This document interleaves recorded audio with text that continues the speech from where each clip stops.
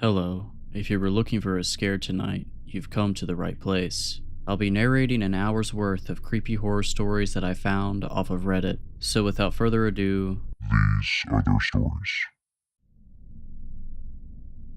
I was 17 years old at the time this happened. I went to this youth church event and it was supposed to be like prom, since the country I live in don't have events like that. Some people showed up with dates, but my girls and I decided to show up together. There were a lot of people in the event, some I didn't even recognize. Later into the night, a man asked me to slow dance. I didn't know him, but I knew he was new at our church, so as to be polite I said yes. As he ushered me into the dance floor, he introduced himself. Let's call him Caleb for this story. I noticed he had an accent, and I brought it up in conversation, and he said that he grew up in the UK. Throughout the dance we talked and got to know each other a bit. I remember thinking that he was a pretty sweet guy. He told me that he was invited to the event and didn't really know anyone, and that he just moved for work and was in his 20s. I forgot his actual age. Immediately I was kind of weirded out by the age gap, but decided not to think too much about it. This was all just a friendly interaction. After the song finished, he asked if we could dance again. I made an excuse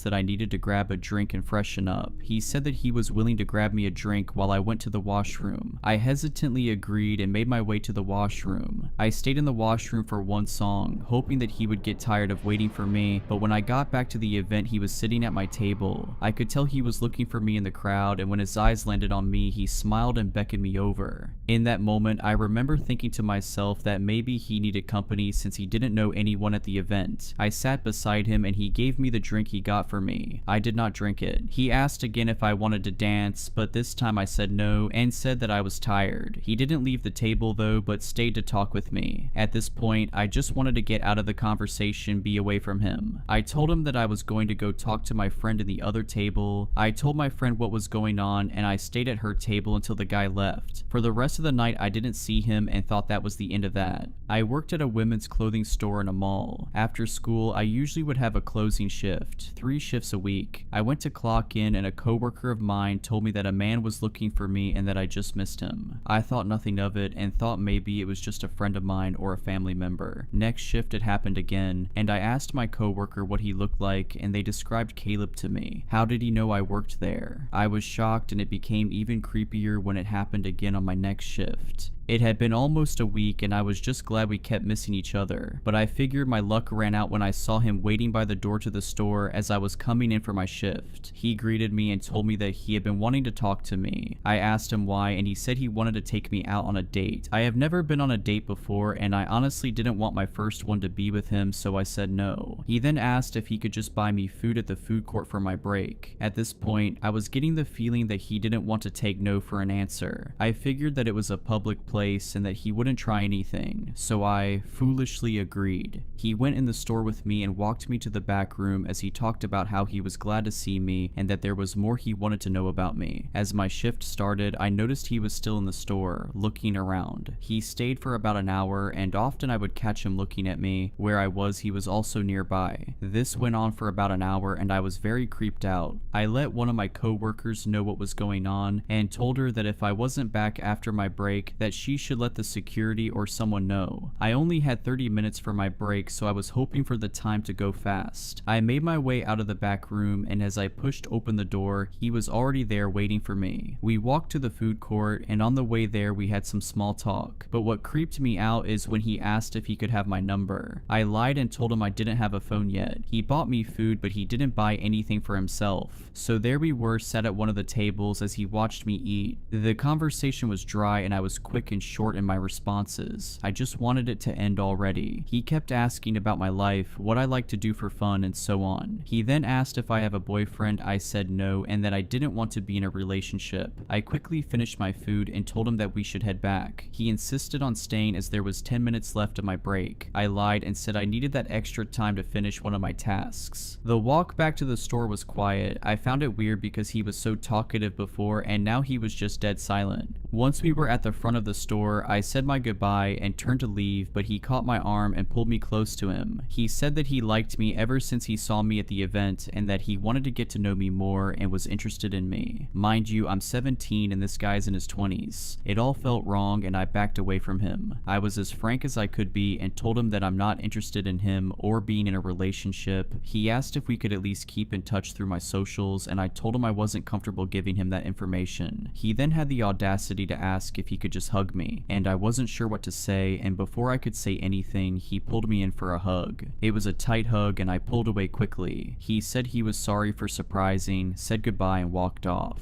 After that incident, I didn't see him at the store. I did see him a couple of times at church and he would smile at me and try to talk to me, but I would always try to avoid him. He then stopped coming to church and I never saw him again. So to the creepy guy who liked me, let's not meet ever again.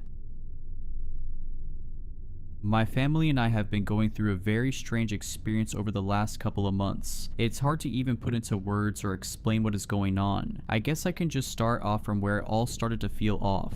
A few months back, my family had a big get-together. My parents both have 2 siblings. They all got married and had some kids. Well, all of them except Uncle Matt. He never got married or had kids. That means I have 10 cousins. My aunts and uncles all live within 2 hours of us, so we've all grown up together. That being said, we don't normally have all my aunts and uncles in a house at once. This was a rare occasion to have a family meal when they were all free. I will not be naming every single family member in this post, because that seems like a lot of information, and honestly, you've already gotten more information about my family than you ever wanted, but I promise this context is important. Okay, enough with my babbling. Let's talk about what happened that weird night. My parents and I went over to my Aunt Margot and Uncle Ken's house for a BBQ in the backyard. The backyard felt loud and chaotic. I tried to stay out of the way and get the night over with. I was honestly just there for the free food. We were all sitting down at a big table outside. I was so focused on making sure none of the napkins went flying in the wind, I wasn't listening to the conversation. My Aunt Margot came over to the table with a plate of really burnt hot dogs. My mom immediately started to laugh at the sight of them. Is burning food genetic or something? How on earth do you guys always do that to food? The Jensens need to leave the cooking to the Millers. My mom said with a sarcastic giggle. Uncle Ken looked at her confused.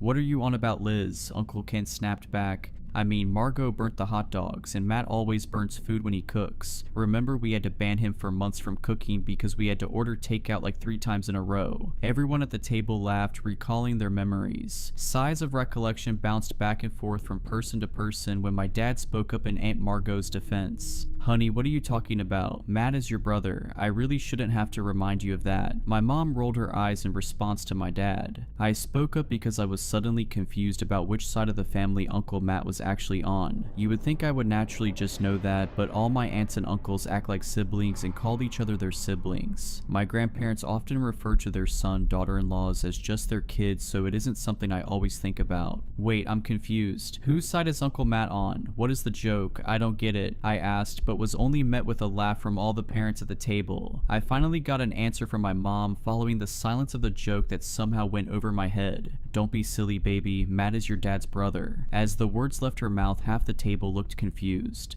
Liz, what are you talking about? He is on your side. He is a Miller, my Aunt Margot said as she scraped off the burnt edges of her hot dog. Okay, now I'm with Amanda. I don't get the joke, my mom said while looking at me with narrow, inquisitive eyes and then at the rest of the group. Wait, everyone slow down, Aunt June said, speaking up for probably the first time in the night. This is dumb. Matt is not Liz and I's brother. He has to be on the Jensen side of the family. I sat at the table watching my family in silence. Their eyes darted back and forth. They stopped laughing and were all just scratching their heads. After a few minutes, my mom got out her phone. She found an old family photo from when she was a kid. In the photo were her, my grandparents, my Uncle Paul, and my Aunt June. Nothing out of the ordinary. After looking at the picture, Aunt Margot got out her phone and looked for an old childhood photo. Aha, found one, she stated as she showed off the photo on her phone. Yet again, the photo was normal. It had my grandparents, my dad, Aunt Margot, and Aunt Susan. The next hour consisted of both sides of the family going back and forth showing photos, none of them with Uncle Matt in them. I had a few of my cousins there, but they all lost interest once they ate. I, on the other hand, couldn't be pulled away. I was engrossed in learning where the heck Uncle Matt came from. They kept talking back and forth. They figured maybe he wasn't anyone's sibling. Maybe he was related by marriage or a second cousin twice removed that I just called Uncle Matt because that was the easiest thing to call him. We all have a relative like that, right? I know an easy solution you might be thinking of is to just call him up. That's also what I said, but he was working and they didn't want to interrupt him, but guess what? I needed answers, so I decided to call him. However, when I looked at my phone, I couldn't find him in my contacts. I looked through it multiple times. I remember texting him about something a few days back, so he should have been in my text history. Still nothing. After being weirded out by his contact being gone, I mentioned out loud that someone should call him, regardless of him being at work. No one agreed with me, but once I told them his contact was missing from my phone, they all got curious and looked to see if he was missing for them too. We were all in shock to find him missing from all our phones. The family started to dig through their camera rolls and any digital libraries they had to try and find any photo of him. Uncle Andrew thought he had a photo of the back of him, but we soon found that we all remembered him looking differently. Uncle Andrew showed a picture of the back of a bald man who looked pretty tall. Aunt June called him crazy and recalled him having long curly red hair. It wasn't like we hadn't seen him in a year or that he was some kind of distant memory. I saw the guy last week. He came over to my house to help me with some homework, and I can tell you he didn't have red hair or no hair at all. He was, well, shoot, I can't remember what he looked like now that I think about it.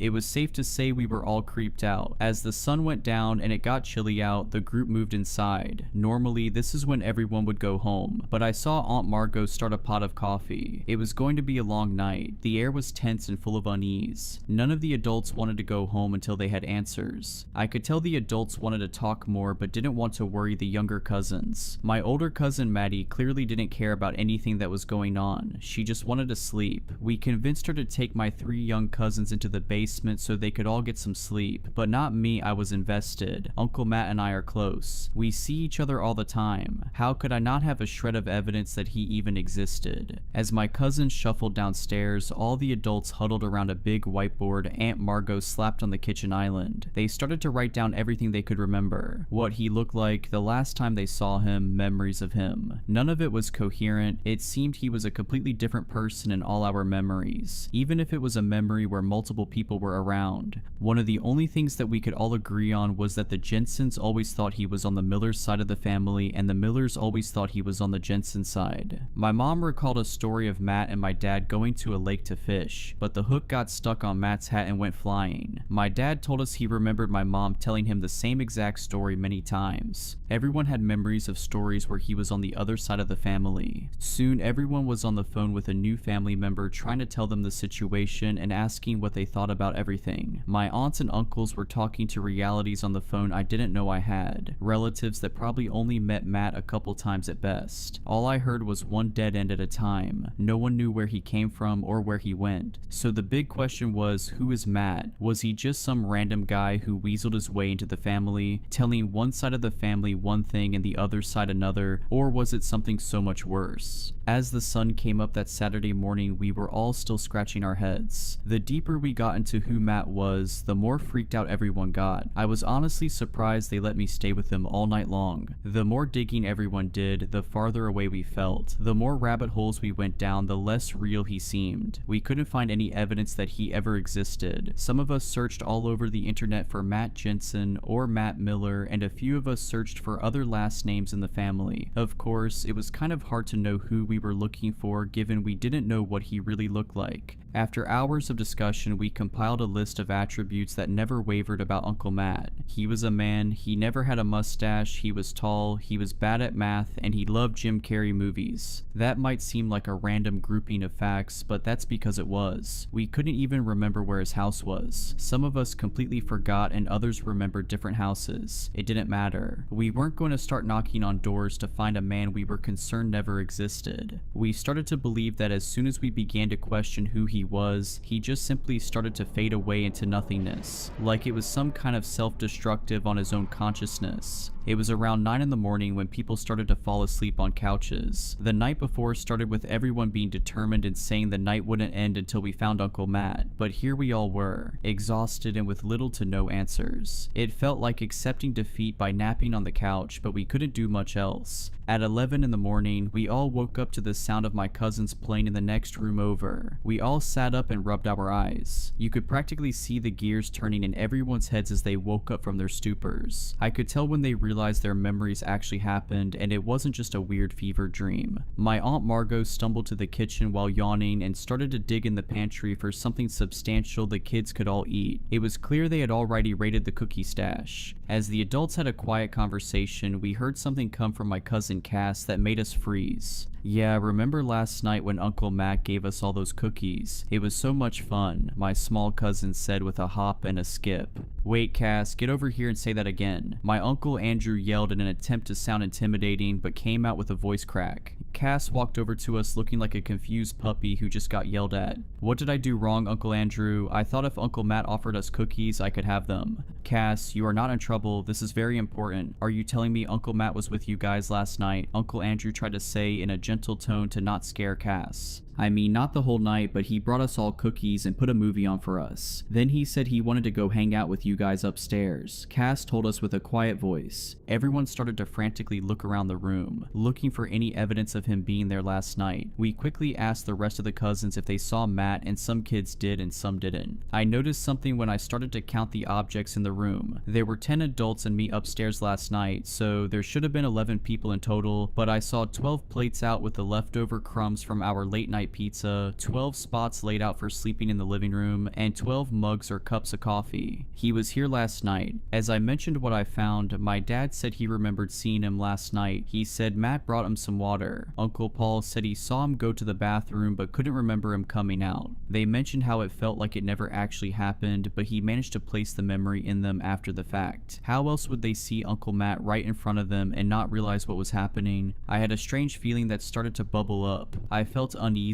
and restless. Wait, something is off here, I said loudly to the room. Everyone line up on the wall, I want to try something. For a second they all looked at me confused. They normally wouldn't let me boss them around like that, but they were desperate and tired. All the adults lined up against the wall. As I walked by then, I counted out loud. Something strange happened. I counted 12 people, including me. None of the kids were lined up. I wasn't counting myself twice. There was an extra person. Uncle Matt wasn't just here last night. He was with us in the room at that moment. Other members of the family even tried to count. We did it over and over again, even adding one of the kids to the mix, but every single time there was one extra person, but we still couldn't see him. How was he hiding in plain sight? Everyone ended up leaving my Aunt Margot's house that afternoon. We were all still extremely creeped out about the whole thing, but what could we do about it? Not much. It's not like Uncle Matt ever did anything violent. Mostly normal behavior, except for a few memories of him that were kinda weird. One of us remembered seeing him in the kitchen, stacking and unstacking bowls for hours. Another person remembered him once packing for a vacation, but his suitcase only had trash bags in it. And I have a memory of us sitting in front of a fireplace with him reading the instruction manual to a blender for a bedtime story. At least those were the kind of memories we had in the beginning. As the weeks went on, we started to remember things that got more and more concerning. He showed up in our houses in the middle of the night, or buying us all hammers for Christmas. He once bought hundreds of dollars worth of knives and put them in my dad's car. Once we developed disturbing memories of him, we tried to tell the police. Of course, they couldn't find any evidence of his existence, so they couldn't help us. It didn't help our case that we couldn't even give them a last name. How on earth are they supposed to find a guy based on his name being Matt and no physical features? So who is Uncle Matt? I can say with 100% certainty I have no clue. Is he a man? Is he an entity? Is he a figment of our imaginations? Or is he nothing at all? I don't know, and that's the worst part of all. He seems to always be around at family dinners. Most of the time I count the number of people I end up with an extra person. He feels like a virus, always implanting a memory of himself being around, but in the moment I never see him. It seems to be a family joke at this point, always leaving out an extra plate for him or something. In my opinion, no one is taking the situation seriously. I know he hasn't hurt anyone, but why should we wait for something to happen? I swear I can feel it when he shows up. The hairs on the back of my neck stand up. My family has given up on trying to figure out who or what Uncle Uncle Matt is, but I haven't. It feels like they have all just forgotten the disturbing memories of him. I swear the deeper I dig to find him, the worse the memories get. Like he is rotting and festering in my memories, right before my eyes. I'm starting to think it's his attempt to stop me from looking for him.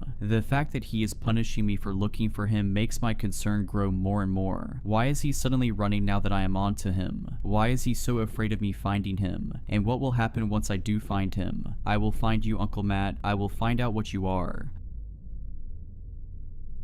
I like to think that I take my personal safety very seriously. I don't stand too close to the road while waiting for the walk signal. I have my location shared with my sister and mom. I keep my wits about me when I'm out in public, and I try not to dawdle after getting into my car. If I had only been more diligent about that last rule, I might not be in the situation I'm in now. Early this morning, just after midnight, I was sitting in my parked car outside of my favorite grocery store. I was exhausted from picking up a friend's evening shift, and so I stopped to grab dinner on my way home from work. The store is in an isolated part of town, but I had never felt unsafe in the area. Then again, I'd never been so late at night. The second I exited the store with my purchase, the old cashier closed up shop for the night and turned off all the lights in the building. For some reason, I did something I never do. I started eating in my car. As a precaution, I try not to linger in isolated parking lots, especially as a young woman who often has to run errands after dark. Maybe it was the hunger, or maybe the fact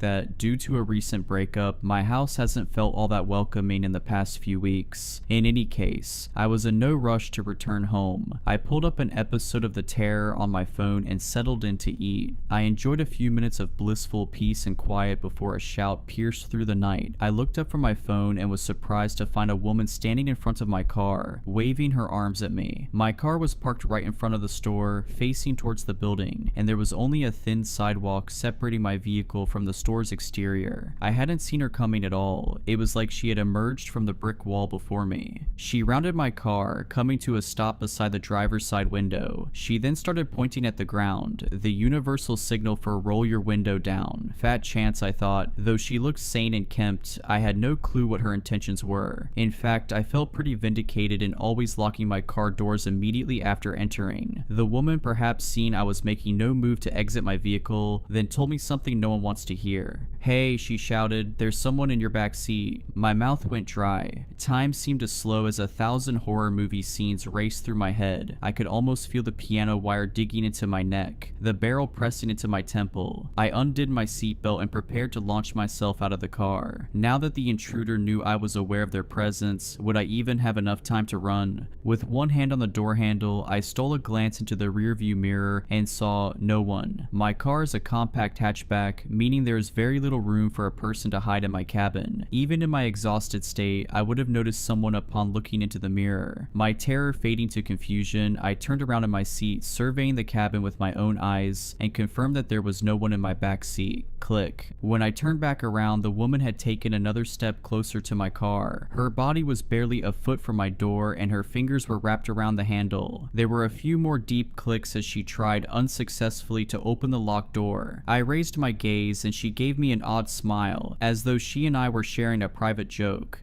For the first time, using the faint glow of the street lamp, I took a closer look at the woman's face. Her skin was stretched tightly across her skull, making her thin mouth and nostrils appear as though they'd been cut onto her. Her eyes were deep set and ovate, and her teeth seemed both too small and too numerous. I allowed myself a brief moment to gawk at the face before me, and then I threw my car into reverse and hightailed it out of the lot. For a few disheartening seconds, the woman held onto the door, keeping in step with my vehicle as I backed up.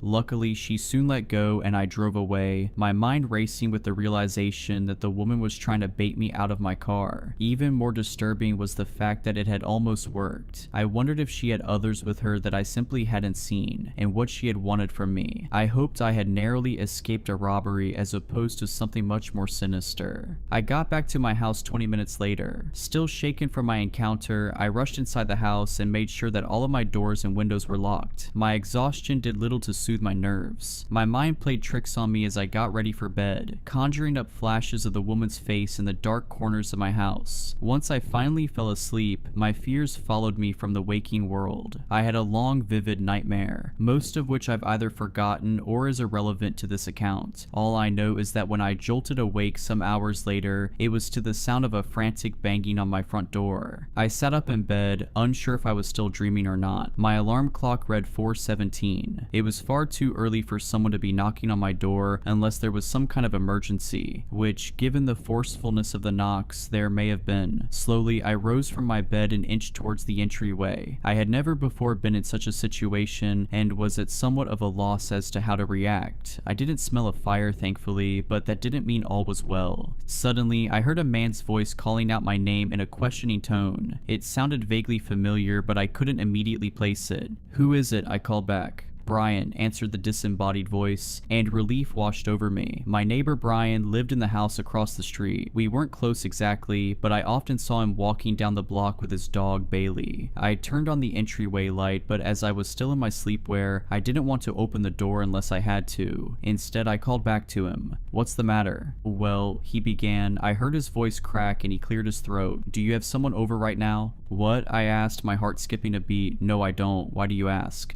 "Well, the dog had to go out, and while I was in the yard with him, I thought I saw someone in your front window. Someone who didn't look quite right." I stilled, feeling as though I were in some terrible dream. Turning around and glancing down the dark hallway, I wished I had turned on more lights on my way to answer the door. "She followed you home," I thought. "She's in your house with you right now." I was ready to bolt out the door into the cold, but by some miracle, I had just enough presence of mind left to consider my neighbor's words more carefully. Something was wrong. I stepped away from the door. "Are you alright, Brian?" He cleared his throat again, and when he next spoke, his voice sounded slightly different from before, as though he were testing out a new timbre. "Of course, I just got a bit of a cold here, but I still wanted to check in on you." My voice wavered as I voiced a question to my neighbor. "But your dog, isn't it a girl?" Brian didn't respond. My mind reeled in the torturous silence, trying to discern whether the threat was outside the door or inside the house with me. After a full minute of complete stillness, the handle to my front door began to move. It rotated downwards as far as it could before the lock stopped it, then shook as the person on the other side of my door pulled on the handle. This happened several more times as the person tested my lock, and then there was a powerful bang, as though someone had rammed into my door with all their might. After that, there was silence again. I stood frozen in place for another minute. I had no peephole, but I worked up the nerve to walk into the living room and peer through the blinds into my front yard. In the distance, walking down the street away from my house, was a figure. Although I couldn't see the face, something deep within me knew it was the same person who had tried to open my car door. I watched her walk away into the quiet night until she disappeared from my view. Needless to say, I didn't get much sleep for the rest of the night. I split my time between roaming the perimeter of my house, looking for anything suspicious, and sitting in my kitchen running the events of the night over in my mind. The most likely explanation was that I'd been dreaming. After all, I'd nearly been baited into opening my door to a potential criminal just hours before, so it made sense that I'd have a nightmare about a similar situation. Then again, I had never in my entire life had a dream so vivid. Maybe somehow the woman really did follow me home. She easily could have stuck a tracker on my car, but how in the world did she know Brian's name, and how had she impersonated him so well? The sun is setting now. I haven't left the house all day. I've been too haunted by the idea of someone, or multiple someones, trying to draw me out into the open. No matter how many times I check the house, I still feel as though I catch glimpses of the woman in my periphery, of her beady eyes and uncanny smile.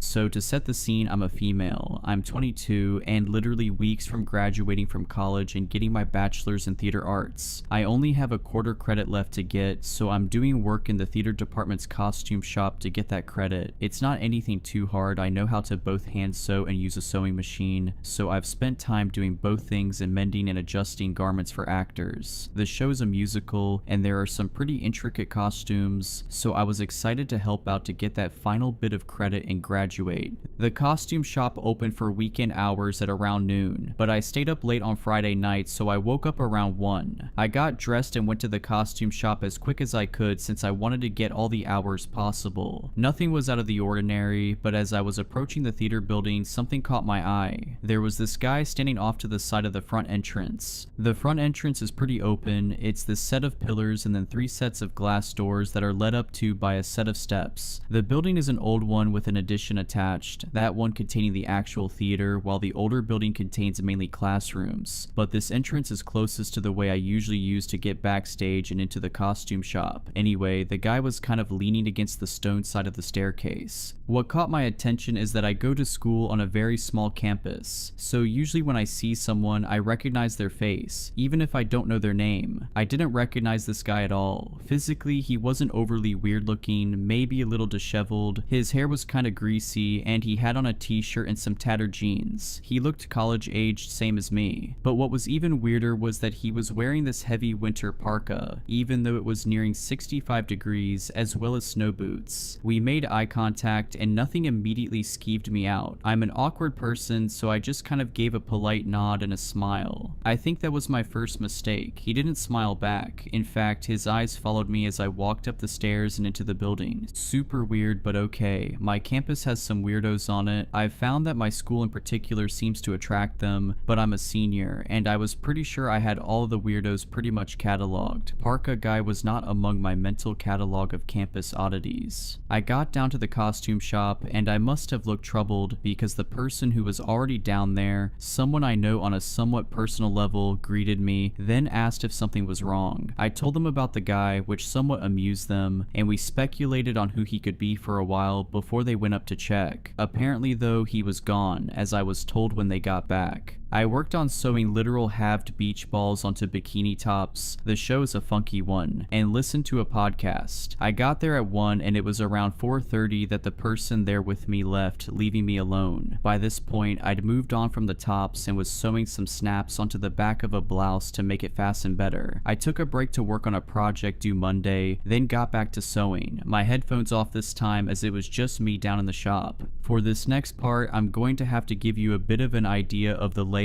of the shop. It's in the basement of the building and is a bit hard to get to if you don't know your way around. The room is relatively large. It's sort of shaped like an irregular rectangle, but is separated by the tables set up in the middle of the room with the sewing machines on them. One side is the way in from backstage behind the building's black box theater, as well as the dressing rooms, and then the other side leads out into the sort of hallway that has doors leading into the auditorium, as well as an exit out of the building. If that made any sense at all, I'm glad. That direction also leads to the main costume storage room. But anyway, near where the sewing machine tables is this door that leads outside and into what the costume director refers to as the weird little courtyard. When I was a freshman, I took a class with her, and she warned us not to go out there since the door's locked from the outside. And if we go out there, we won't be able to get back into the building. The courtyard is less of a courtyard and more of some kind of area where a bunch of the building's machinery for like heating and cooling, as well as electrical stuff, is located. It's all fenced in with a chain link fence about 15 feet high, but the door leading out there is one of those doors with a window. In this situation, I was sitting in a chair directly opposite this door, close to the wall across from it, so there was about maybe 20 odd feet of space between me and this door. It was nearing 6, but since the show's dress rehearsal started that Monday, I wanted to get as much done as I could before I finished up and went for dinner. I was working on sewing the snaps onto the shirt when I heard a noise. It startled me, since I'd settled onto the rhythm of my task and listening to what my podcast was talking about, and annoyingly, I dropped my needle. It was still connected to the thread, so it wasn't lost, and I bent to pick it up from where it had fallen to the floor near my feet. It was when I lifted my head from that bent position when I saw the source of the noise. My vision was a little obscured because the space between me and the door was cluttered with a bunch of dress form mannequins that me and the other members of the crew have been using to put costume pieces on, so it was was more that I saw the door's window wasn't empty anymore. I shifted to the side a little to get a better look, and there, at the door leading out into the maintenance courtyard, was Parka Guy. The noise I heard had been him trying to open the door. I have no idea how he got in there. That door's the only way into that courtyard, so I can only assume he somehow scaled a 15-foot fence. I froze like a deer in the headlights, and for a moment it was just still as he stared at me and I stared at him. His face was expressionless, and it was as he continued to stare at me that I began to realize that this entire situation was wrong. I sort of settled back into my chair, not sure what to do, and it was in this handful of seconds that Parka Guy started trying the door again. It was, as I said before, locked, so he wasn't able to open it, thank God. It's puzzling to me now that he didn't just come in through the main entrance, as none of the doors leading down to the costume studio were locked, but maybe he tried that because, like I said, the studio's a little tricky to locate if you don't know your way around the building. The only conclusion I could come to is that he tried what I mentioned above, couldn't find me, and then while wandering around the building saw me through that door through the chain link fence and proceeded to scale it. It was at that point that I began to get scared. The door leading into the studio was to my left, and on instinct I got up to close it since it locks from the inside and you need a key to reopen it. It was as I was moving to close that door that the guy began to pound on the courtyard door. I don't know why my first instinct was to hide instead of opening the door I just closed and booking it, but I went into the small fabric storage room directly behind me, shut the door, and called campus safety. I'm not really sure why I called them and not the police, but that's what I did. I don't know, people make decisions like that when they're scared. By the time campus safety came to investigate, which was pretty fast since I was clearly terrified on the phone, the guy was gone. I don't know how he scaled the fence again in the time it took them to arrive, but he was gone. Campus safety escorted me back to my dorm and even went over to the dining hall to pick me up some dinner since I was very shaken, which I appreciated a lot. A while later, an officer came to take my statement since Campo called them, but as you can imagine, there wasn't much they could do apart from keep an eye out for this guy. I still have no idea who he was or why he was on campus, but it couldn't have been for a good reason. So Parka Guy who tried to break into the costume shop to do God knows what to me, let's not ever meet again.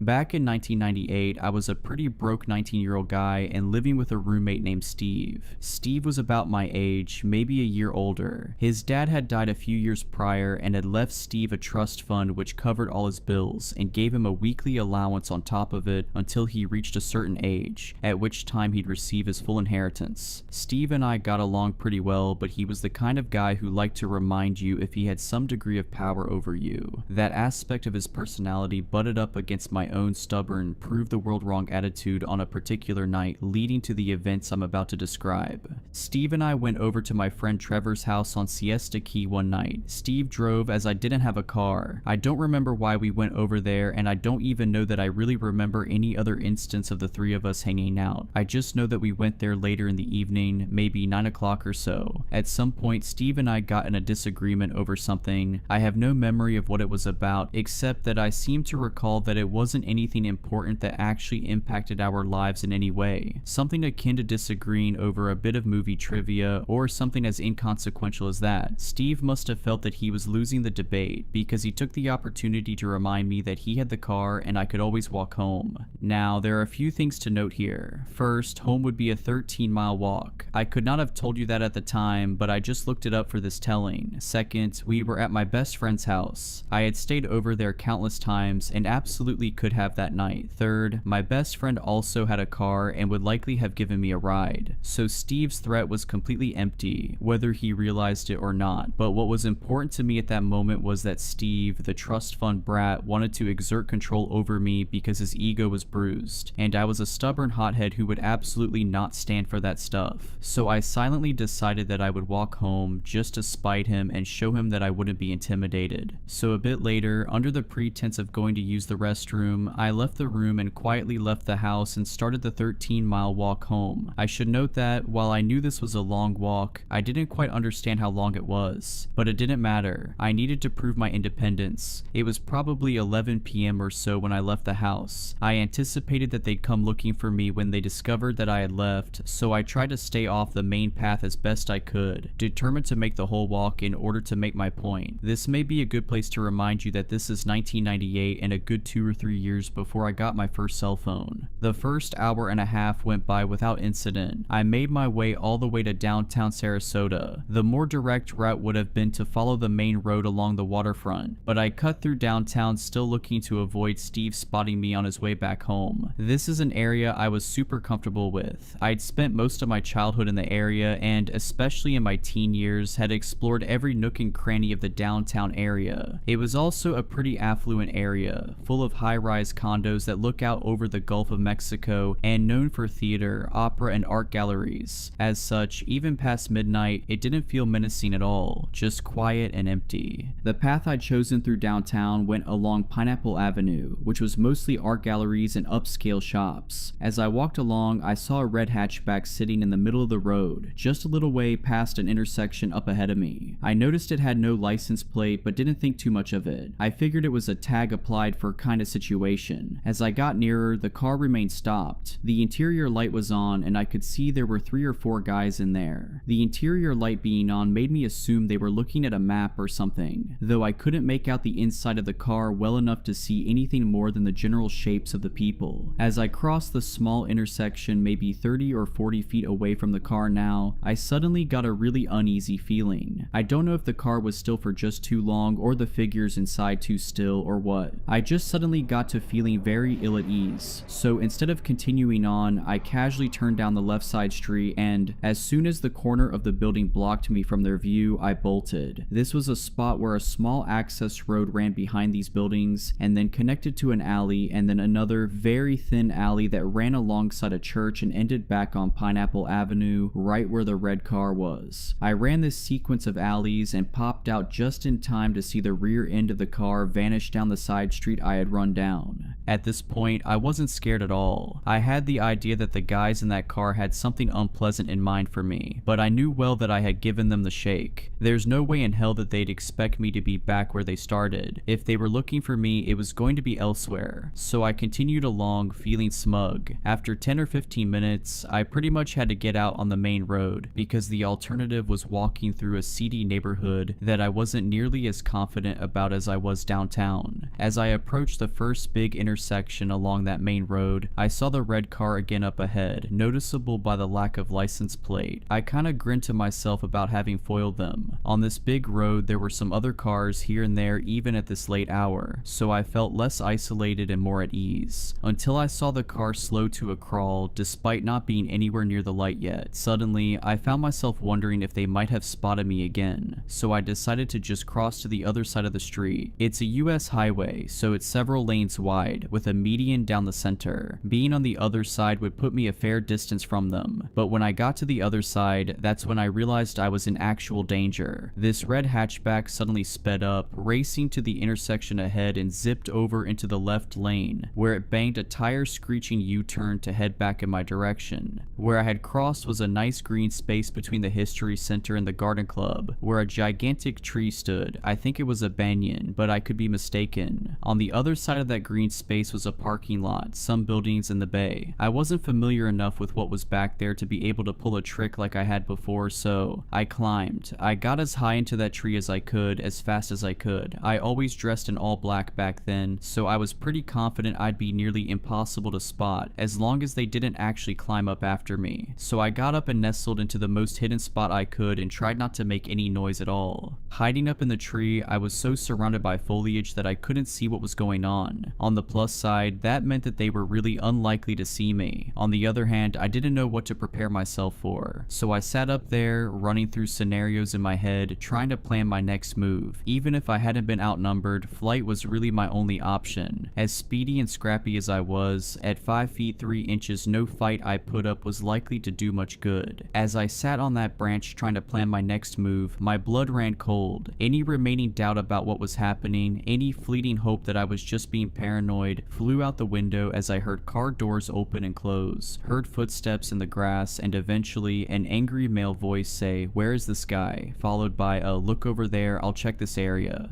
It was official. I was being hunted. I don't know how long I stayed up that tree. It can't have been more than 10 minutes, and more likely it was quite a bit less than that, but it felt like forever. At some point, I decided to risk another flight, though I can't remember what triggered it. Car doors, the car driving away, I just can't remember. I do remember jumping from the tree and landing with a hard thud and bolting back the way I had come as fast as I could, terrified that whatever sound made me feel like it was safe to come out of hiding had been a ploy to draw me out. At the intersection where they had made the U-turn was a 24-hour gas station, of course across both roads. All I could think was that if I could make it inside, I would be safe and I could call the police. That run is a total blur, but I remember going through the door. I remember the look on the clerk's face as she saw my panicked expression. I called the police and explained what happened, and I waited inside for them to arrive. When they got there, I went out front to meet them and explained everything to the only officer who actually spoke to me. He was not sympathetic. I had described the car in detail, as well as all the events, and he said that they probably thought I was a male prostitute and were trying to pick me up. I thought to ask him if prostitutes get a lot of business by fleeing from prospective Johns and hiding in trees, but I was distracted by the sight of the red hatchback slowly cruising by, watching me talk to the police. I pointed to the car and exclaimed that that was the car. The police seemed entirely uninterested. He glanced at the car for half a second and looked back at me and said, "What do you want me to do about it?" "I don't want to walk anymore," I exclaimed. I'm sure there were better ways I could have articulated that there were people attempting to capture me for unknown nefarious purposes, and that I was in fear of my life should they encounter me on the street again, but "I don't want to walk anymore" was all I was capable of in that moment. The cop pointed to the side of the police car and said, "You see what it says there? It says police, not taxi." His condescending attitude was doing a great job to replace my fear with some of the brash attitude that had gotten me into the situation in the first place. So I replied, "It also says to serve and protect, and I am asking you to protect me because I think I am in danger." He gave a sigh like a teenager asked to do the dishes and told me that he can't take me all the way because I lived in the next town and county over, but that he'd take me to the county line, which is another major intersection along that same main highway. That was still a good 5.5 miles from my house. Again, a number I just looked up for this telling, but got me off the road for almost 3 miles and made it less likely these people would find me again. The cops dropped me off in front of the museum, and I walked another 2 hours or so, looking over my shoulder constantly, ready to run down side streets or jump into bushes if need be. My girlfriend's house was slightly closer than my own, and with the sun now rising, I knew she'd be okay with me stopping in. In the end, I made it safely and never saw that red car again. Almost 30 years later, I still sometimes wonder what might have become of me if they had gotten their hands on me. The determination they showed in pursuing me leads me to believe that nothing I can imagine, no matter how bad, is outside the realm of possibility. So, hunting party in the red hatchback, let's not meet.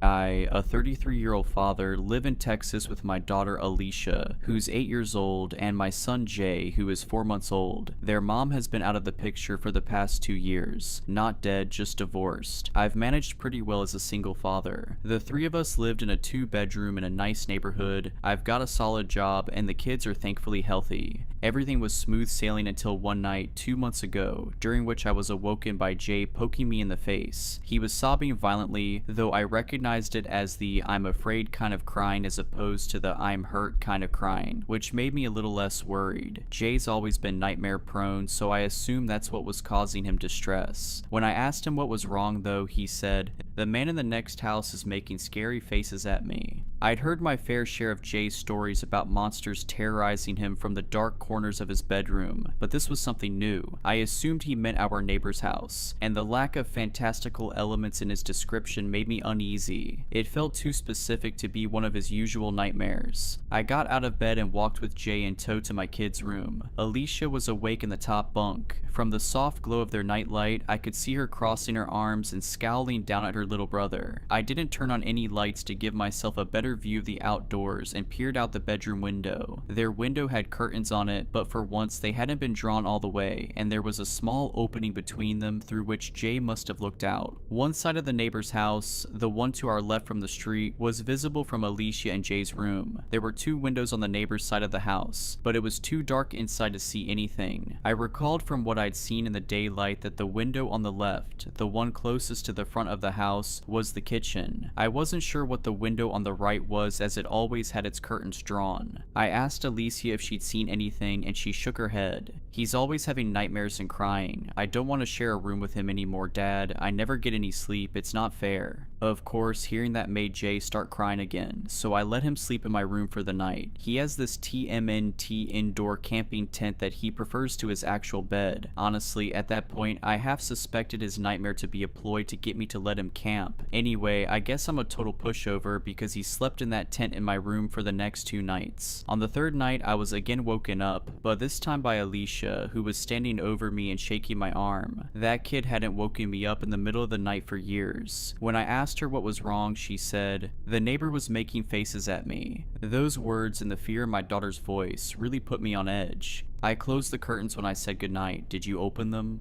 Only a little, but it's 'cause I heard a weird noise. What did you hear? Alicia couldn't recall exactly. According to her, she had gotten out of bed to see what was going on, and when she lifted the curtain, she saw a light on in the neighbor's window. The curtains in the back room had been drawn back, and our neighbor was standing in his house, right up against the window frame. What was he doing? Alicia thought for a moment, and then made an expression I never want to see on my child's face, or anyone else's for that matter, ever again. I won't do it justice by describing it, but it looked something like this. First, she smiled with both sets of teeth, so that there was a little open sliver between the rows, and then she furrowed her eyebrows. She inclined her head towards me and strained the muscles in her neck. The worst part though was what she did with her hands. She held out her left arm, forearm up, then she clenched her right hand into a fist and moved it back and forth rapidly over her forearm. Poor thing described it as playing the violin, but it seemed pretty obvious to me that my neighbor was pantomiming cutting. Disturbed, I told Alicia to stop and to not make either the expression or the gesture again. I was angry and confused. My neighbor, a man in his 40s, was a bit of a recluse, but he had seemed normal enough in the 3 or 4 times I'd spoken to him. I couldn't fathom why he would do something like that to my kids. After asking Alicia a few more questions, I realized that my neighbor might not have done anything technically, or at least legally, wrong. It wasn't against the law to make inappropriate gestures in your own home, but it seemed like he was targeting my kids specifically. Legal or not, I planned to have a little chat with him the following morning. My last question to Alicia was if our neighbor had made any other gestures, and she nodded. Then she started making beckoning, come here motions with both of her hands. I had Alicia sleep in my room for the night as well. I also checked out the window in my kids' room, but like before, I saw nothing. The house was completely dark. The next morning before work and after dropping Alicia and Jay off to school, I spent a good 5 minutes knocking on my neighbor's front door. I figured he was home since his car was in the driveway, but he never answered the door. Eventually, I had to leave for work, and as I was walking away, I turned around quickly to see if he was watching me. He was. I saw him for a split second at the front window before he ducked beneath the sill and out of view. Clearly, the guy had problems. I yelled out to him to stop screwing with us and then left. That same night, I put a plan in motion. While my kids slept in my room, I hung out in theirs. It was a Friday night, and I was ready to pull an all-nighter so that I could catch my neighbor in the act. Although I trusted my kids, I wanted to confirm that there was actually something nefarious going on before I escalated things. I made sure the house was locked up and all the curtains drawn, tucked my kids in, and sat on the floor under the window in their room. At around 9, I started marathoning midnight mass on my phone. I didn't want to wear headphones and miss any strange sounds, so I kept the volume low and mostly read subtitles. At midnight, I started to hear strange sounds. Like Alicia said, it's a bit hard to describe. Best I can do is that it was this low, repeated clicking sound. You know the chuk-chuk sound you make to beckon a horse? It was something like that. All I knew is that the sound was undoubtedly coming from a person. After a few minutes of this, the sound switched to what I think was supposed to be a whistle, but it came out all wrong, like someone sucking breath in through their teeth. The sound was so crisp that the neighbor's window must have been open, which was an unsettling thought given that there was only around 15 feet of space between our houses. Certain that the neighbor was at his window and that this was my best chance to see him, I stood up and pulled the curtain back in one motion. I saw him right away. There was a dim light on in his room, allowing me to see that horrible expression Alicia had made the night prior. It was one thing to see my child's recreation, but it was far more frightening on an adult. His window was indeed open, and his arms were stuck out into the cold night, violently swiping against each other in a grotesque mimicry of cutting. When he saw me and realized that he was looking at another grown man and not some poor child, he stopped his erratic motions. face. His cartoonish grin faded and another, more genuine emotion settled over his features: rage. The man grabbed the window and slammed it shut, then closed the curtains with the same forcefulness. I let my own curtain fall. I was a little shell-shocked, I think. Of course, I was perturbed by the sight of the man, by his face and his movement, and the fact that he'd been doing that for who knows how many nights now in an attempt to frighten my kids. However, another detail stuck out as even more concerning to me, which was the fact that I genuinely wasn't sure if the man I had just seen was my neighbor. I'd seen him so few times in the years I lived in that house, and I was having trouble conjuring up his face. I sat on the floor for a minute, my blood thundering in my ears. I definitely had enough evidence at that point to call the cops, right? Just as I was about to pull out my phone, I heard a tremendous smack against the glass of the bedroom window. After a brief hesitation, I pulled the curtain back again. There were no lights on in the neighbor's house, and there was also no one outside from what I could see. I pulled the curtains back a little further and saw a handprint in the top corner of the window pane. It's worth noting that our house is on a raised foundation and that particular window is very tall, so even though the window is on the first floor, the man outside would have needed an insane vertical to get his hand up there. I pulled out my phone and dialed 911. As I explained the situation to them, I quickly walked around the house to see if I could catch a glimpse of the man. My last stop was my bedroom. Once inside, I locked the doors, and while still on the phone with the operator, I took my handgun out of the safe in my closet. My heart was beating out of my chest, but I knew I had to stay calm, even more so when I saw that Alicia was awake and looking out of the tent at me. I reassured her in as few words as I could, whispering that we were okay, but we had to stay very quiet. I sat on the edge of my bed, my firearm ready and my ears straining. My kids' tent was in the corner, and to the left of the tent, in the middle of the wall and directly across from where I sat, was a window. After what felt like an eternity, I saw something. It was a cloudless night and the moonlight was bright enough that I could see a silhouette through the white curtains. The dark shape was nebulous at first, but became more clear as the man outside stepped closer to the window. Somehow, he knew which room we were in. The silhouette didn't move for several minutes, and I remember being thankful that, from the angle at which she sat, Alicia couldn't see it. Then, something happened that I couldn't entirely wrap my head around. The man stepped back from the glass and raised his arms, making a Y shape with his body and his limbs. Only his arms were far too long. They seemed to be double the length that they should have been, each arm about the same length as his entire body. I thought at first that he was holding something, maybe two pipes that just appeared to be an extension of his limbs, but I could clearly see two hands at the ends of the extremities. I could see 5 fingers on each hand, flopping around slightly as the man brought his arms closer to the window. I stood up and readied myself to shoot, but just then the sounds of sirens pierced the quiet night. The man outside banged his hands against the window one last time, and then it was as if someone had sliced his arms at the elbows. His forearms seemed to shear right off, and the man took off running before they so much as hit the ground. When the police officers announced themselves, I answered the door and explained the situation to them. 2 officers, a man and a woman, asked me a few questions about my neighbor, which I assumed was necessary to establish probable cause for a search. Once finished, they told me to stay inside with the doors locked while they investigated the neighbor's house. I watched them through the window of Alicia and Jay's room. They knocked on the neighbor's door, and when no one answered, they tried the front door handle. I watched the unlocked door swing open. The two looked at one another and then entered. I'm not sure what they found inside that house. All I know is that when they emerged a few moments later, they both looked very disturbed. When I went outside to ask what they had found, the female officer told me simply, "Your neighbor's dead."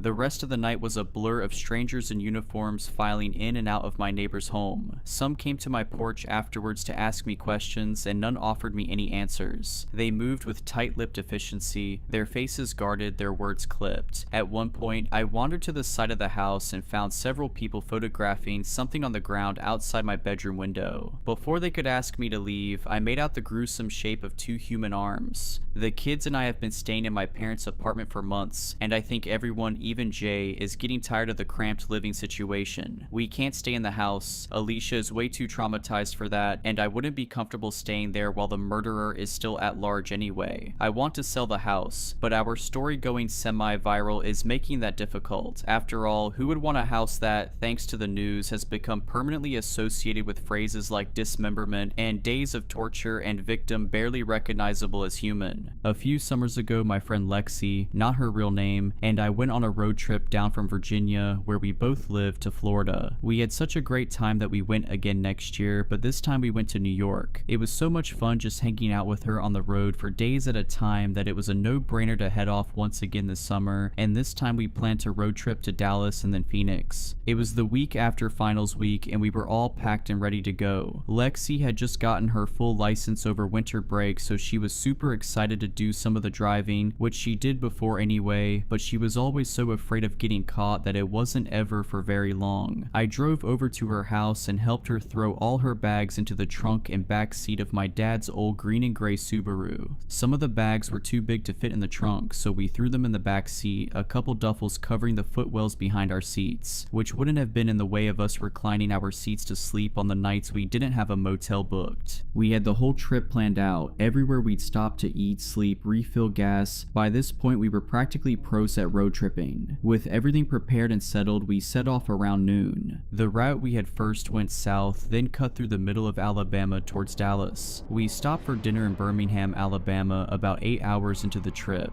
After that we were going to drive the last 3 hours to a city just across the border in Mississippi, but we completely lost track of time, staying at the diner in Birmingham for like 2.5 hours. When we got back on the road, the plan was still to try to make it to the city in Mississippi, but after only an hour, I was afraid to squint too much at the other car's headlights and risk accidentally falling asleep. Lexi was also way too exhausted to drive, and neither of us really loved the idea of stopping in some random town in the middle of nowhere, Alabama, but we also didn't love the idea of getting to Mississippi just a few hours before the sun rose and having to keep driving on less than 5 hours of sleep. So Lexi took out her phone and I parked in the breakdown lane while she looked for nearby motels for us to stay at. There weren't many cars on the road so late at night. It was taking forever for the web pages to load on her phone, so I turned the car off and we sat in the silence of us both being just desperate to find somewhere to sleep. After a while and a few grunts of frustration from Lexi, I was about to suggest we just find somewhere to park and sleep in the car when a pair of headlights pulled into the rear view mirror. An old red truck, one with only the front seats, turned its hazards on and parked right behind us, and I turned to Lexi, expressing the same anxiety I was feeling. My hands were shaking a little when I went to put the keys in the ignition, and we drove away before whoever pulled in behind us could talk to us. I pulled off the interstate at the next exit sign. We don't even remember seeing a sign for the town's name anywhere on the off-ramp, just a pitch black night besides our high beams, and the trees and speed limit signs caught in front of them. The first road off the highway was empty and full of potholes that were felt but unseen. Lexi pointed on the map on her phone to a public park where we could park and sleep for the night. After maybe 20 minutes of trying to navigate the roads of this town without GPS, passing horribly decrepit homes and commercial buildings with faded signs, we finally found the park and parked sideways in the lot. In the headlights, we could make out a terribly run-down swing set, a slide, and a seesaw, all made of old, rotting wood. We made sure the doors were locked and spent the night in the car.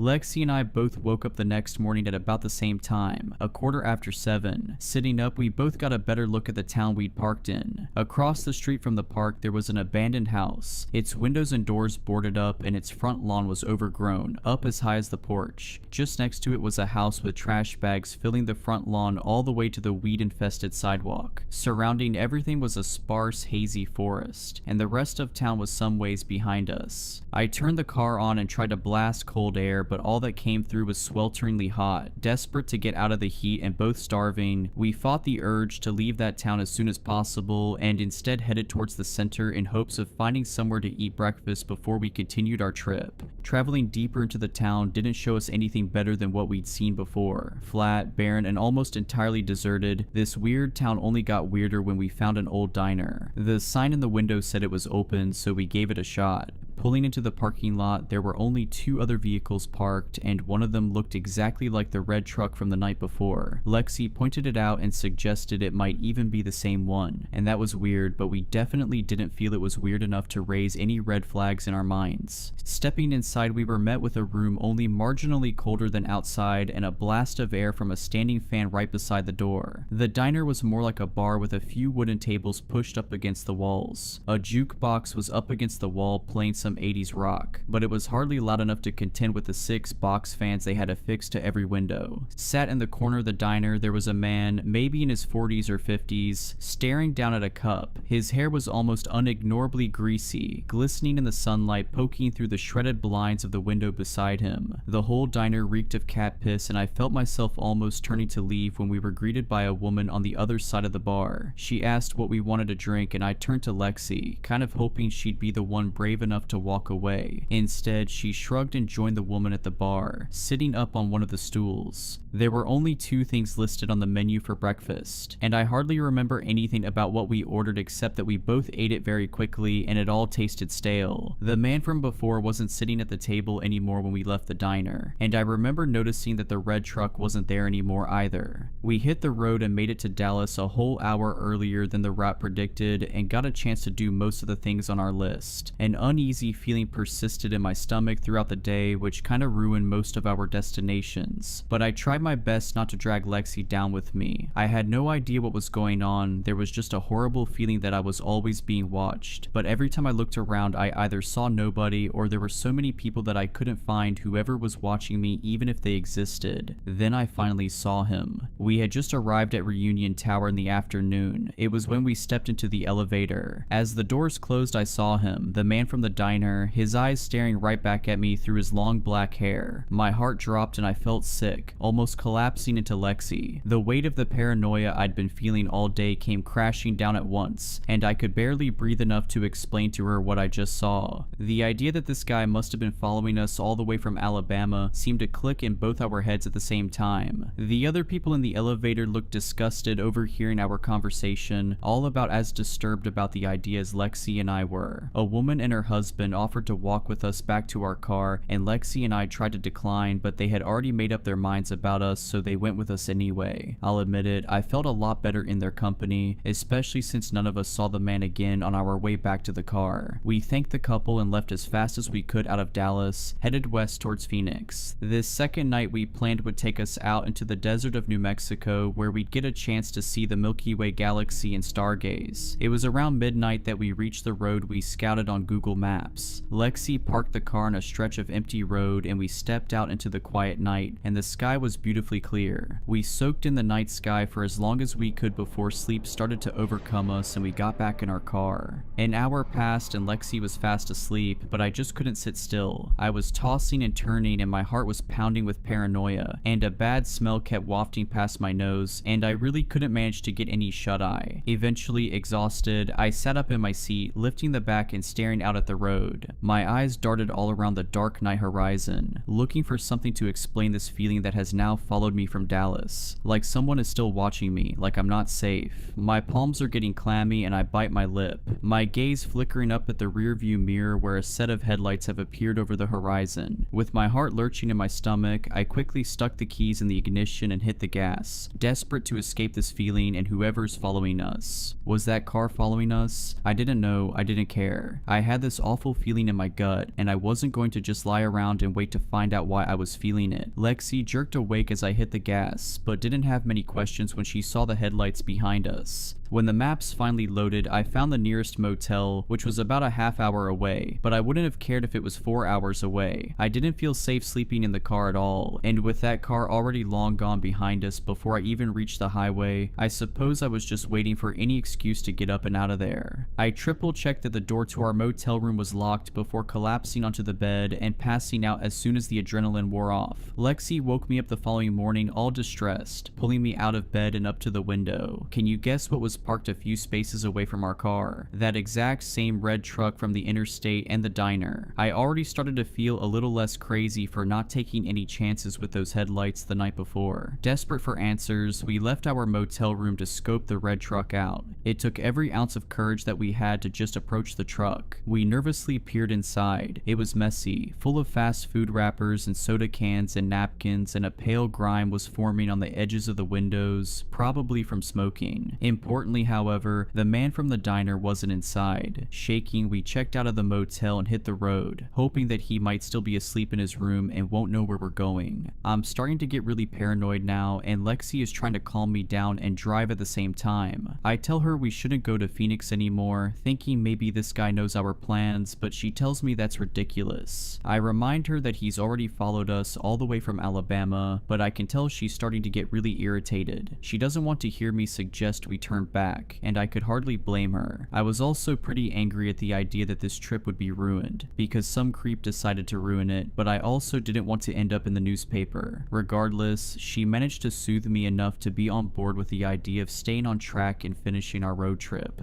We crossed the state of New Mexico and ended in Phoenix, Arizona at around sunset. Even despite the tensions and stresses we both shared, I think that it would have been impossible for us to both sit in still silence for 10 whole hours. Eventually, we started talking again and getting back into the good vibe that we were seeking in this road trip in the first place. We started to joke about the creepy guy following us, saying we must be drop dead gorgeous for someone to chase us across 5 states. Although each quip had an undertone of discomfort, we were trying really hard to move on and have a good time despite it all. In all the long stretches of empty desert freeway, we didn't see that truck once, and in the way the panic died down as the day went on, we really were starting to enjoy ourselves once more. At one point on the road we were starving, hoping still to make it to Phoenix before the sunset, and also perhaps a bit afraid to stop driving in case that red truck catches back up with us. Lexi told me she had a box of granola bars in her bag in the back seat. I reached back and unzipped it, taking the open box out and bringing it into the front seat. Lexi paused with a weird look on her face and asked if I had opened the box, to which I said I hadn't, and to which she said she must have opened it and forgotten. But with the look on her face, it was clear that she didn't really fully believe herself. Those kept us going until Phoenix, where we stopped at a McDonald's and headed inside for a chance to stretch our legs. We ate fast and left to head to the motel and check in, but when we did, we were told they were completely full. Lexi was starting to lose her mind as we drove around the city trying to find another motel within our price range that wasn't completely occupied. When we eventually found one, we went inside to find one of the beds soaking wet for literally no reason. Full of exhausted anger, she stormed down to the clerk and practically screamed at him. He offered her a new room at no cost, but she just stormed out and back to the car, so I followed her. We got into the hot car and she had a breakdown, sobbing into the steering wheel. I tried to console her, but the truth was I was almost surprised I wasn't crying right there with her. I was able to keep my composure and we switched seats, and I drove us out to find somewhere to sleep in the car for the night. We lied there in the car, the engine half on and AC blasting freezing air to keep the interior habitable, and just grieved our ruined road trip. Tried to make the plans up to think of another time this summer we might get a chance to give it another go. Eventually she fell asleep basically mid-sentence and I tried to follow suit. The street lamp a few yards behind the car dimly illuminated the roof of the car as I stared up at it. That terrible smell crept back into my nose, but it lingered instead of wafting past. It was like a mix of vinegar and sewage, and I almost gagged, covering my nose and mouth with the shirt I'd taken off. My heart was still pounding in my chest, and that feeling came back, here, a state and a half away from where we last saw that truck. No matter how hard I tried, I just couldn't rest my mind once again. I groaned and rubbed my eyes vigorously, pulling the seat back upright. It hissed like a gasp as it pulled up and I paused, quietly turning towards the back seat. Lexi's seat was reclined back over her bags that covered the footwell completely, obscured it absolutely. Trembling, I shook Lexi awake. She opened her eyes and I silently hushed her. She sat up and I pointed at the bag just behind my seat. I turned the AC off and we both stared. The bag rose and fell with a hushed breath that wasn't either of ours. Horror pulled at her eyelids. A scream climbed her throat, but she bit her lip as her eyes started to water. Her nails clattered against the door handle as she panikedly threw the door open and leapt out of the car. I rushed out right after her, but before I closed the door, I pushed my seat back down and nearly tripped into the road as I stumbled out. Lexi was already pacing up towards the lamp and I threw my shirt back on as I rushed to the sidewalk at her side. She was hyperventilating and cursing, and I took my phone out, barely able to dial for 911. It was just then that I started crying, trying to explain what we both just thought we saw. A man was hiding in the back seat of our car. I threw up in my mouth and sat down to catch my breath. Lexi couldn't stand still and couldn't muster a single coherent sentence, just pacing and staring back at the car, waiting for the police to show up. A few cruisers showed up and the police called for the man in the back of our car to step out. When nothing happened, they opened the doors and paused, pulling him out onto the street to administer CPR. The man had long, greasy black hair and laid strewn out lifelessly on the asphalt. They pronounced him dead at the scene, having suffocated under my reclined seat. Tucked away under our seats, they found a small knife and some zip ties, and the thought of what he might have done had I allowed myself to fall asleep brought me to my knees, relieving sick on the sidewalk while Lexi tried to comfort me with her trembling hands. We stayed in a hotel for a couple days while my dad drove over to pick us up. He had the Subaru towed back and Lexi and I both just went home. I don't even know what to do with myself at this point, honestly. I know it isn't my fault, but I can't help but feel horrible for not catching on sooner. I feel really stupid, I don't know.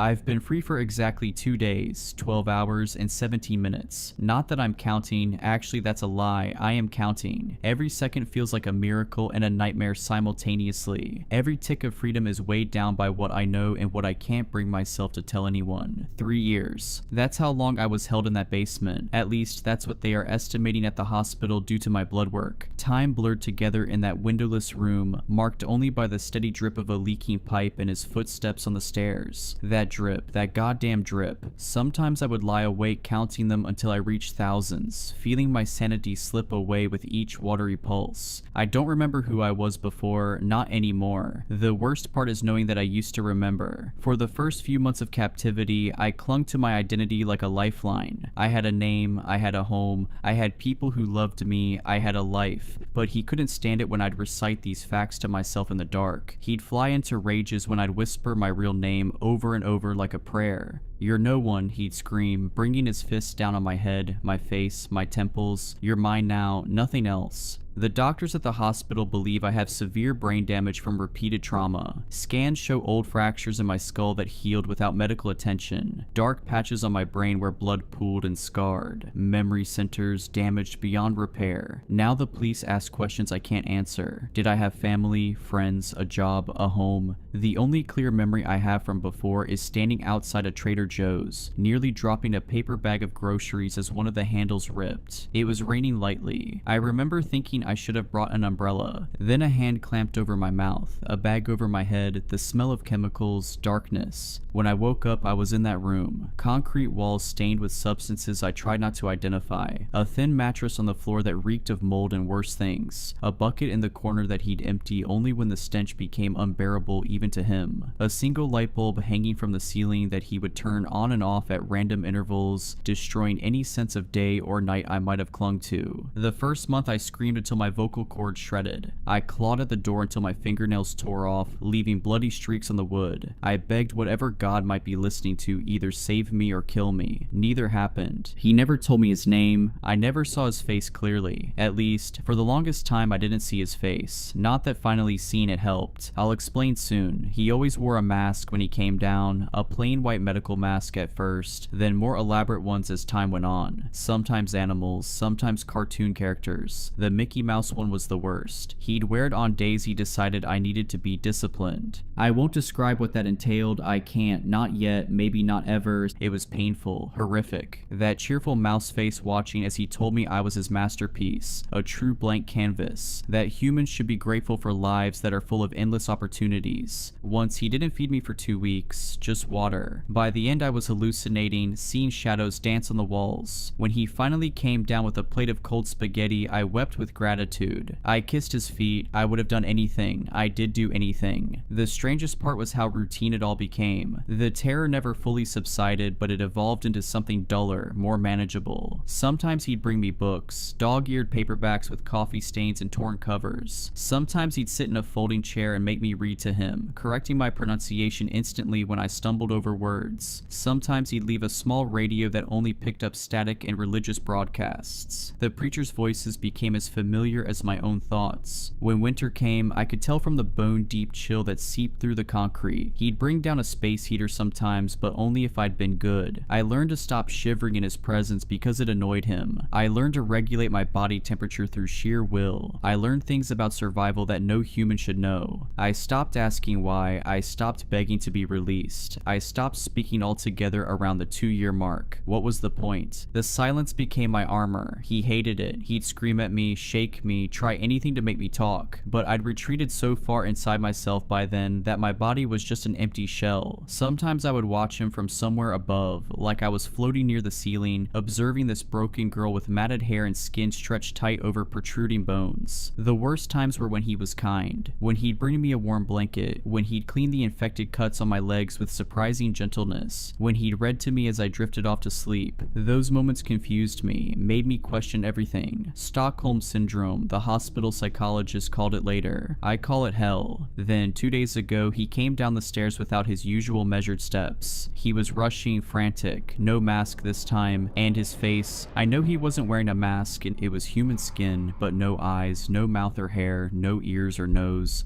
no features at all, just a blank canvas. That's all I remember about his face. Time to go, he said, injecting something into my arm before I could react. As consciousness slipped away, I heard the basement door open again, shuffling, a muffled cry, another person. Your replacement has arrived, he whispered in my ear. I woke up on a park bench 20 miles from the house where I'd been held. My hospital bracelet says Jane Doe. The police have been kind but frustrated by my inability to provide details. I can't describe his face even though I finally saw it, but I remember his voice, the way it would soften when he was about to hurt me, the slight lisp on certain words, the wet sound of his mouth when he leaned close to whisper things he planned to do to me. It's strange how my brain protected some memories while obliterating others.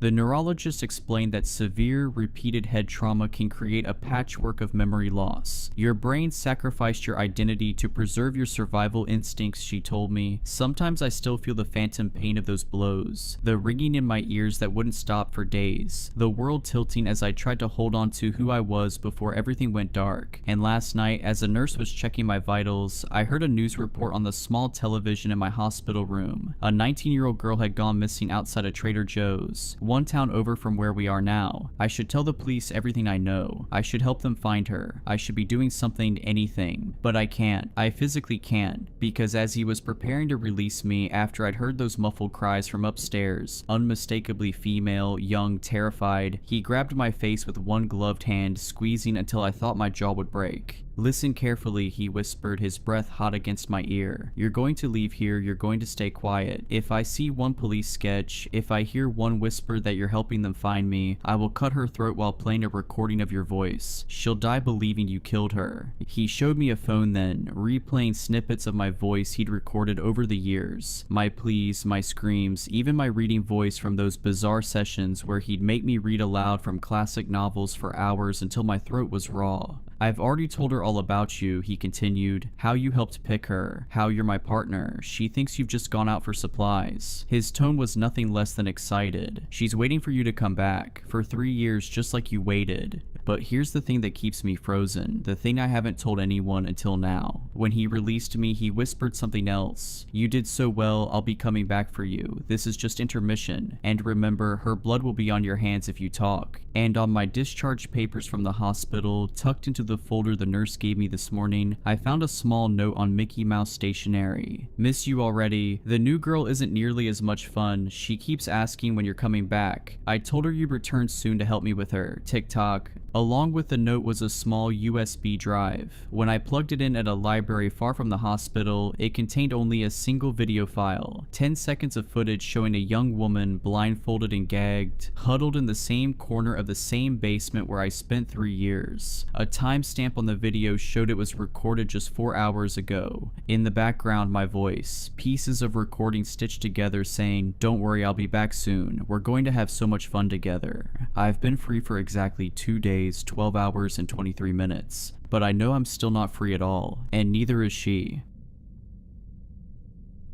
Just some background on this story. I, a 24-year-old female, was about 21 at the time, and commuting a decent distance to school from my parents' house. My parents live in a small town, and based on what I observed in high school, the dating pool there is slim. A couple years ago, I was still adjusting to the adult dating scene. I was using Tinder, and though I had been on a few dates and had a few hookups, it was mostly just situations where I either wasn't that interested in the guys, or it was strictly a one-night stand. There's a college town, not where I went to school, about 45 minutes from my parents' house, and I went on a few dates there. It's a cool city to hang out in, so it was always worth the journey even if a date didn't work out. The worst Tinder date I'd had at this point was one guy that went in for the kiss when I clearly wasn't feeling it. Like, I cringed away as he went to kiss me, so his mouth caught the edge of my mouth as I turned away while trying and failing to not make a face. Very awkward, but by no means something where I felt my life was in danger. Sometimes it just doesn't work out. However, this story's different. We chatted through text after matching on Tinder, and though he wasn't exactly my usual type, he was charming enough. He was a little bit of the stoner type, and as a teenager I'd gone through my own emo phase. He was funny and confident over the phone as well. I usually made it a rule for myself to chat on the phone at least once or twice before meeting up with guys, even just to gauge if we would be able to carry a conversation. It's not the same when you're only texting. However, this was also to make sure the pictures and the voice matched up with the person I was meeting. We hit it off over the phone well enough to the point where I felt we should give hanging out a shot. We talked about how I went to karaoke night often at a local bar close to where I attended school. He said he and his friends liked going to karaoke too. Great. He lived in the previously mentioned college town, and I agreed to attending karaoke night with him and his friends. He said they were hanging out at a local coffee shop near where he and his roommate lived, and I could meet them there. A girl he knew worked there as well, and he said she'd give me a coffee on the house. Before leaving, I texted one of my friends where I was going just to be safe. When I arrived, I could clearly see into the coffee shop. I could see a group of 4 scraggly looking dudes and one girl behind the counter. As soon as I pulled up, I got a nagging bad feeling in my stomach. As soon as I got out of my car, the guy I had been chatting with left his group and came out. He said they were leaving right now, so we should just go. Not that I really cared about the coffee, but what happened to the coffee I was promised? I asked what exactly the plan was, and he said they were going to head back to his place before heading to karaoke. He didn't ask if I wanted anything from the shop, and didn't even ask if I wanted to come in. By this point, his friends came out and they all got close to my car. I was getting pretty bad vibes at this point. He isn't acting charming or funny like before on the phone. Everything felt forced. There was an air from the group that they were only pretending to be friendly. Nobody introduced themselves, but they just kept saying how awesome karaoke at the bar was. The girl inside at the counter had gone in the back of the shop, and because she was friends with them, I didn't know if I could trust her. Thinking quickly, I said the plan sounded great and I could drive and meet them there, that I didn't want to leave my car there. This apparently was a problem. The one car in the parking lot, which I had assumed was one of theirs, was the girls. They said they walked there, but it would be a lot better and faster if I just drove them back to the house. At this point, I'm panicking. Everyone's close to my car and me. I tell them a stupid lie and say that I have a bunch of stuff from school in my car, and it's pretty messy on top of that, so not everyone will be able to fit. Mind you, they are right by my car, standing in front of it. They can see through my windshield into it. It's got like a backpack in it, and that's it. I just lie and say I'm kind of embarrassed because the floor is messy. I'm saying anything I can to get out of this. I tell them I'm really sorry, but if they order an Uber, I can just meet them at their place. I'm not budging on not letting them get in my car. The guy I'm supposed to be on a date with tells the other guys to head back inside the coffee shop, and now I'm alone with him. He asks why I can't just drive everyone. He tells me it's not a big deal and that it's just easier if I drive everyone there. I stand firm that there's not room and my car's messy. I tell him I promise to meet him at his place if they order an Uber or walk. Just text me his address. He says that it'll take too long to get back to his place, so I should just meet them at the bar instead. He won't give me his address. He texts me the address to the bar and I apologize about the car thing. I tell him I'm so excited for karaoke and I'll meet him there. I smile and act as naturally as possible, and then I get in my car and try to drive normally while in view. As soon as I'm out of sight, I take off and just drive in different directions haphazardly before heading back home. I was constantly watching in my mirrors to see if anyone followed me, and thankfully nobody did. Not long after arriving home, I got multiple texts from him. He told me I was just another girl pretending to be a nice girl. He told me I deserved to have my intestines ripped out and and that I should be hung from the rafters by them. He told me when I was going to burn in hell and my sins against mankind would come back to haunt me. Clearly, I made the right call. People, always trust your gut. If you get a bad feeling, listen to it. You don't have to be nice. Do what you can to take yourself out of the situation and let your friends know where you're going ahead of time. Who knows, maybe the guy was ultimately harmless, but that's a risk I was not willing to take. I blocked his number and blocked him on Tinder. Never heard from him again, though I doubt I'll ever encounter him again. Creepy Tinder guy, let's not meet.